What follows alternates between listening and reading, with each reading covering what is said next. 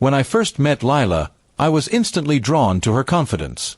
She had a way of walking into a room and making it feel like the space belonged to her. We dated for 2 years, and during that time, I truly believed we had something special. I worked hard, saved up, and planned the perfect proposal. I booked a rooftop restaurant, arranged her favorite flowers, and even hired a small band to play her favorite song. I thought I was about to give her a night she would never forget. When I got down on one knee and asked her to marry me, she didn't cry tears of joy. Instead, she smirked. "Queens don't take less than they deserve," she said loud enough for everyone around to hear. My heart sank.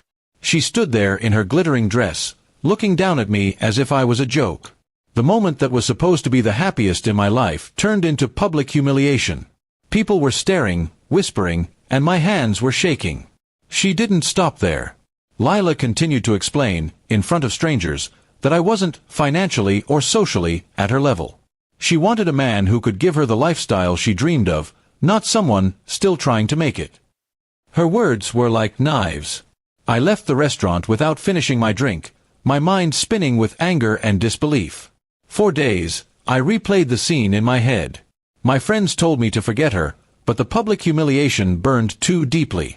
I decided I wasn't going to just move on quietly. I wanted her to feel the same sting she gave me, if not worse. I didn't want to do something reckless. I wanted something calculated. I knew she loved attention, so I started with that. Lila was very active on social media, always posting pictures of her perfect life.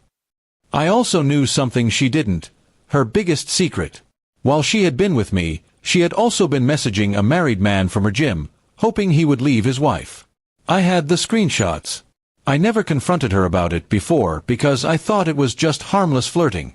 Now, I saw it as the perfect weapon. I anonymously sent the screenshots to the man's wife. Within days, the drama exploded. The wife exposed Lila on social media, tagging her in posts that quickly went viral in our city. Lila's queen image started to crack, and people who once admired her began questioning her morals. But I wasn't done yet. A few weeks later, I ran into a friend of hers at a party. Casually, I mentioned that Lila had turned me down because she thought I wasn't good enough.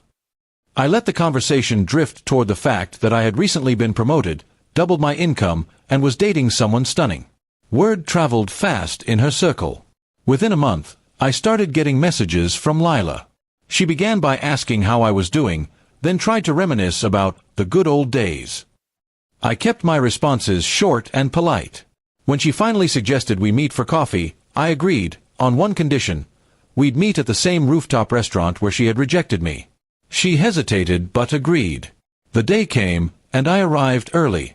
When she walked in, she was dressed to impress, clearly expecting me to still be interested. I let her talk for a while about how she'd been re-evaluating her life and realized she might have been too harsh before. She hinted that maybe we could try again. That's when I smiled, leaned back, and said, "Queens don't take less than they deserve, right? Well, neither do kings." I stood up, paid for my drink, and left her sitting there. The look on her face was worth every second of planning. From that day on, I stopped thinking about revenge. It had already been served, cold and satisfying. I focused on my new relationship, my career, and building a life where my worth wasn't questioned. But I knew Lila would never forget that moment. Months later, I heard she had lost several friends, her social media following had dropped, and her reputation was still damaged. People remembered the scandal, and the whispers followed her everywhere she went. She had once been the woman who thought she could humiliate me in public. Now, she was the one everyone whispered about behind her back. I don't know if she ever truly realized how much her words hurt me that night, but I do know one thing. She learned that even the most confident queen can fall from her throne. And sometimes, the fall is exactly what they need to remember they're human. Looking back, I don't regret what I did. It wasn't about being petty, it was about restoring my dignity. She taught me a painful lesson about pride, and I taught her one about consequences. In the end, we both got exactly what we deserved. And as for me, I'm happier than ever, standing tall on my own throne, one I built with respect, loyalty, and self-worth, not empty arrogance. Sometimes the sweetest revenge is simply moving on and watching them realize they lost something real.